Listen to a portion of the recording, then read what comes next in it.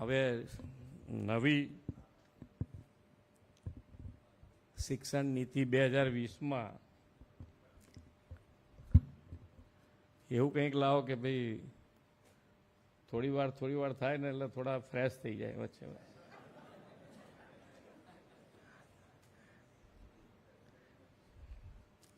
કારણ કે અમારે બોલવાનું આવે ત્યાં સુધીમાં તો સામેવાળો થાકી ગયો હોય.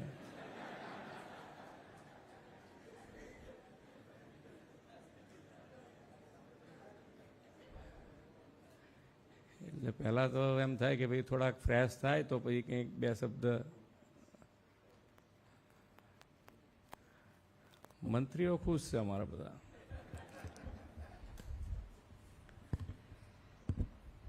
શાળા પ્રવેશોત્સવ 2026 રાષ્ટ્રીય શિક્ષણ નીતિ 2020 આધારિત ગુણોત્સવનું નવું ફ્રેમવર્ક, નિપુણ ગુજરાત કાર્યક્રમ, પુસ્તક વિમોચન કાર્યક્રમની સાથે આજના આ કાર્યક્રમમાં આપણી સૌની સાથે મંચ ઉપર ઉપસ્થિત મારા સાથી નાયબ મુખ્યમંત્રી શ્રી હર્ષભાઈ સંઘવી, મારા સાથી મંત્રી ડૉક્ટર પ્રદ્યુમનભાઈ વાજા, શ્રીમતી રીવાબા જાડેજા, સૌ મંત્રીગણ, રાજ્યના મુખ્ય સચિવ શ્રી મનોજકુમાર દાસ, શિક્ષણ વિભાગના અધિક મુખ્ય સચિવ શ્રી મુકેશ કુમાર, શિક્ષણ વિભાગના અગ્ર સચિવ શ્રી મિલન તોરવણે, આમંત્રિત સર્વે મહાનુભાવો, પ્રેસ મીડિયાના મિત્રો, સૌને મારા નમસ્કાર. 23 વર્ષ પૂર્ણ થયા. 2003થી શરૂ થયેલી આ યાત્રા 24મા વર્ષે આપણે આ અવિરતપણે શાળા પ્રવેશોત્સવ ચાલુ રાખ્યો છે. આપણા વડાપ્રધાન શ્રી પણ અવિરતપણે 25 વર્ષથી, અને એમાંય કેન્દ્ર સરકારમાં પણ સૌથી લાંબા કાળ સુધી વડાપ્રધાન તરીકેના રેકોર્ડ બ્રેક કરીને આગળ એમની સેવા ચાલુ રાખી રહ્યા છે.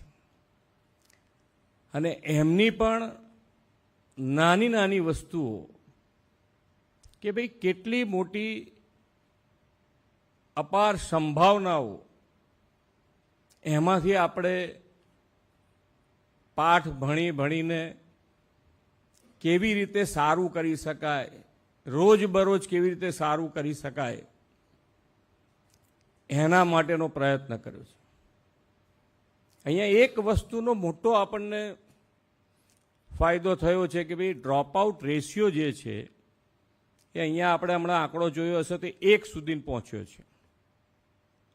અને એ ક્યારે 1 સુધી પહોંચ્યો છે? એ બંનેનો તાલમેલ અગત્યનો એટલા માટે છે કે અત્યારે આપણે નામાંકન જે કરીએ છીએ એ 100% કરીએ છીએ.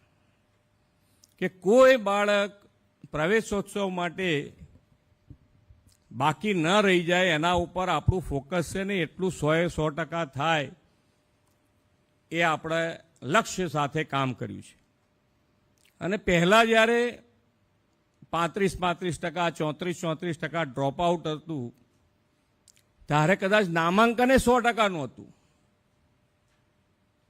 નામાંકને 100%નું હતું ને એમાંય 35% ડ્રોપઆઉટ, એટલે કેટલો મોટો રેશિયો થયો. હવે આપણી પાસે આજે અહીંયાથી જાહેરાત થઈ કે ભાઈ આપણે પર્યાવરણની દ્રષ્ટિએ આપણા ઇન્ફ્રાસ્ટ્રક્ચરની રીતે આપણે નંબર 1 પોઝિશન ઉપર છીએ. આપણે દરેક વિદ્યાર્થી શાળામાં પ્રવેશ લે એના ઉપર ફોકસ કરીને એ પણ 1% એટલે એ પણ હવે 100% સુધી પહોંચી જઈએ એ રીતનું આપણું કાર્ય છે. તો હવે રહ્યું શું બાકી? એમ તો કે હવે જે છે એ મુખ્ય કામ જે બાકી રહ્યું છે કે ભાઈ આપણે શાળામાં ભણતા વિદ્યાર્થીઓ એમના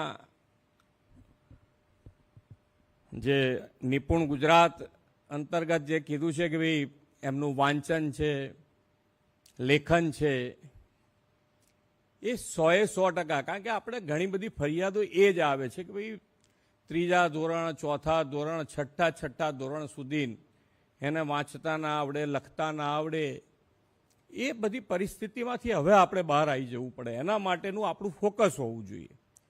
અને એના માટે આ પ્રવેશોત્સવ આપણા માટે 3 જ દિવસ છે.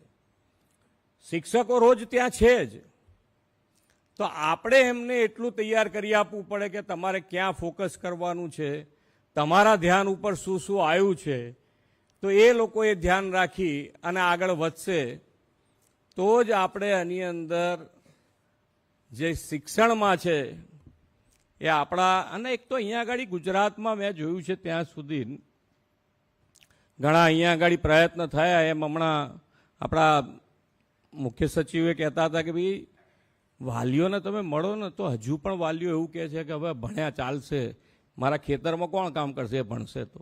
આજે આવો જવાબ આપે એટલે એમને પણ એસએમસી અને એની મીટિંગ એ જો રેગ્યુલર થાય અને જ્યાં સુધી વાલીઓના મગજમાં તમે નહીં ઉતારો 100% કે ભાઈ તમારે દીકરા દીકરીને ભણાવવા કેમ જરૂરી છે.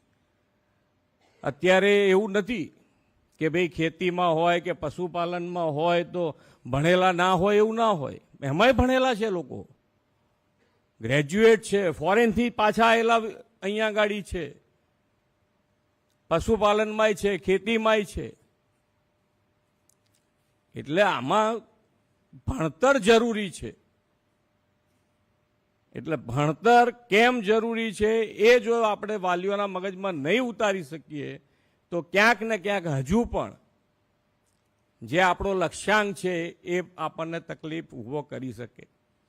બિઝનેસ માઇન્ડેડ છે આપણે ગુજરાતીઓ, આપણે કહીએ છીએ એટલે કે જેટલું ભણશે એટલું ભણશે, નહીંતર દુકાન તો છે જ ને. પહેલાં એવું કહેતા હતા કે આપણે ક્યાં ખેતી, બાપદાદાની જમીન છે તો ખેતી કરીશું, ભાઈ ભણતું એમ. હવે દુકાન છે એમ, દુકાને બેસશે એમ. પણ આ બધામાંથી બહાર નીકળી અને આપણો જે ગોલ છે, માન્ય વડાપ્રધાનશ્રીએ એ વખતે જે શાળા પ્રવેશોત્સવ શરૂ કરાવી અને જે યાત્રા શરૂ કરી છે એ આપણે હવે 100% નામાંકન પહોંચ્યું છે.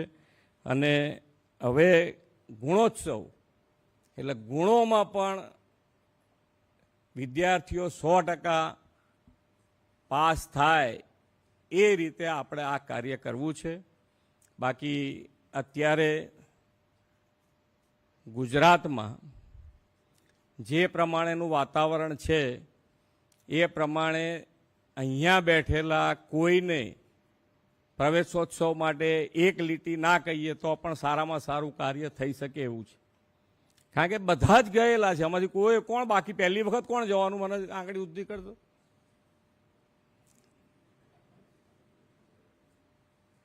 એટલે બધા ગયેલા છે અને દર વખતે અહીંયા બરોબર છે કે ભાઈ આપણે બધા ભેગા થઈએ, ભેગા થઈને નવું નવું કંઈક જાણવા જેવું હોય તો જાણીએ, બધી વસ્તુ સાચી છે. પણ આપણે બધાને અનુભવ છે, તો આપણે શું કાર્ય કરવું, કેવી રીતનું કાર્ય કરવું, એના માટેનો આપણો ગોલ નક્કી કરી અને આગળ વધીશું તો 100% ગુજરાત અત્યારે દરેકે દરેક ક્ષેત્રે નંબર 1 છે.